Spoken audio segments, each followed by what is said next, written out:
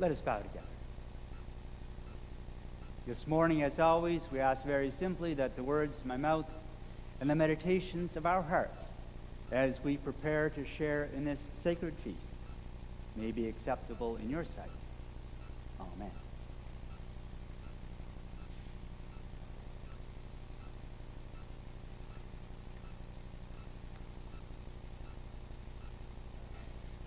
Actually, on Tuesday, I found out that you love Steve McQueen.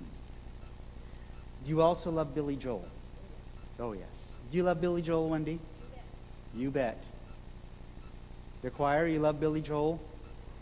Yes. Billy Joel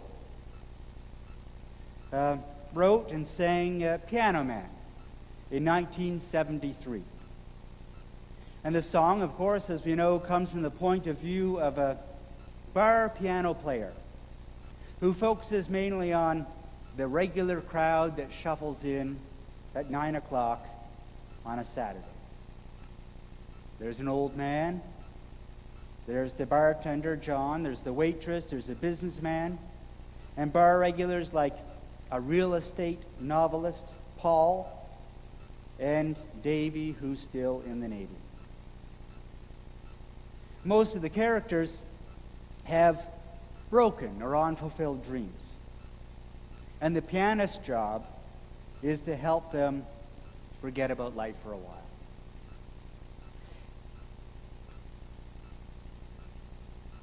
My favorite line in The Piano Man is this.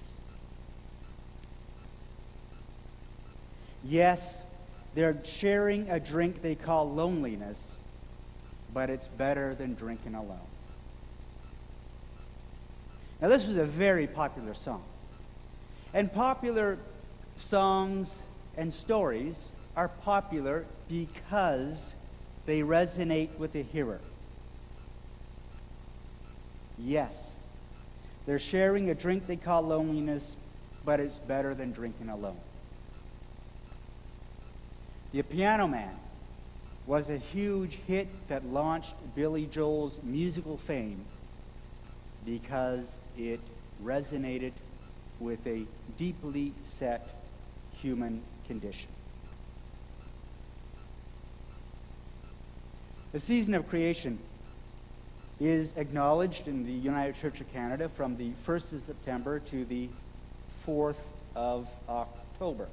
But we like to include Thanksgiving, if Thanksgiving, of course, is after the 4th, which it most certainly typically is.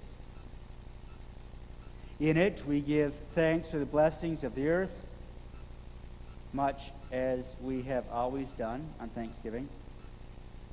And we remember, too, the importance of environmental stewardship.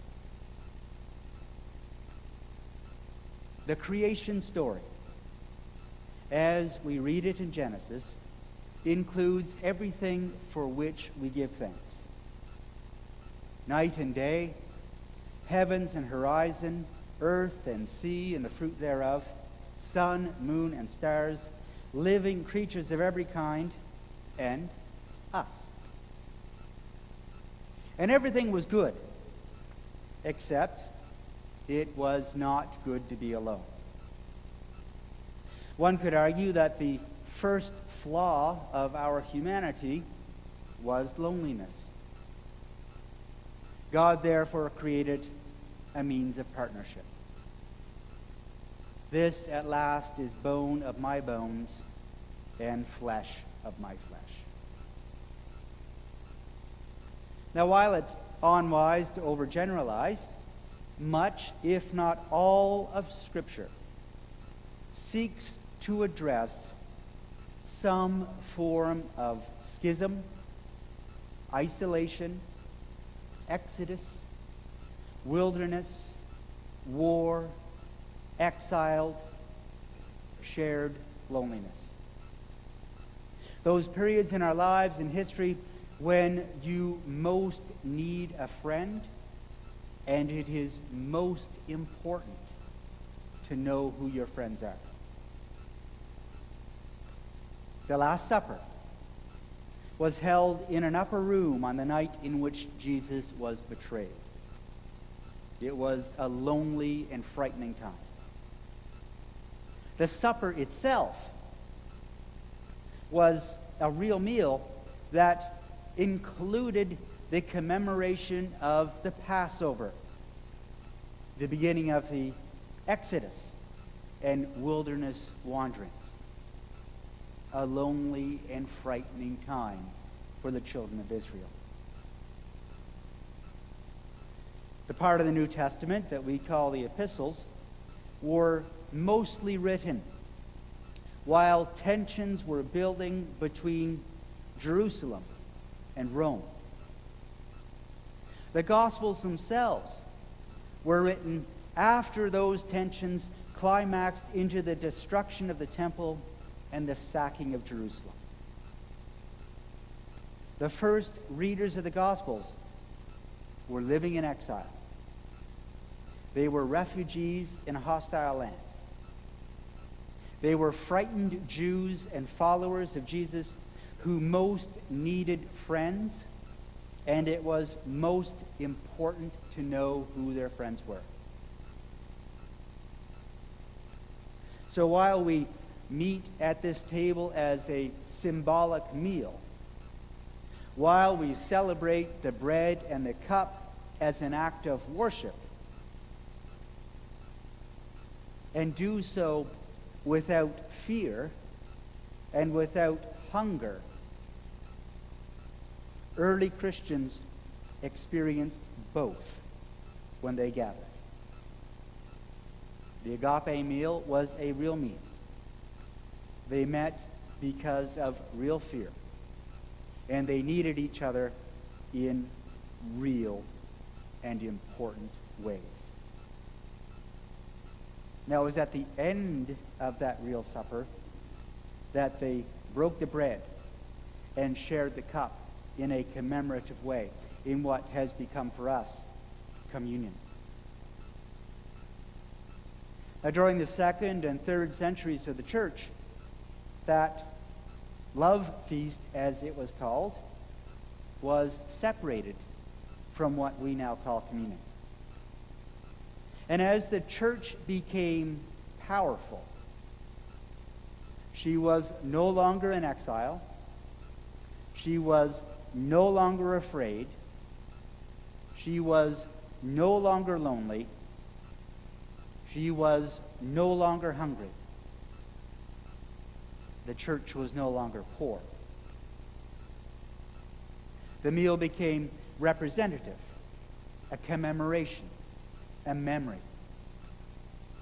In a sense, one could say that the church forgot why they broke the bread and shared the cup in the first place. This meal was always about fellowship and safe community. Billy Joel would say, they're sharing a drink they call loneliness, but it's better than drinking alone. We say, we are not alone. We live in God's world. From the very beginning, we are taught it is not good for us to be alone. In everything we do, in the commemorative feast set before us, we remember we are not alone. We live in God's world. Our UCW, friendship units, the Christian community team, mega sales, bake sales, suppers, potlucks, peeling apples. Everything we do provides a means for people to gather, of forming community and partnerships. We are not alone. We live in God's world. Thanksgiving is a time that we give thanks for what we have.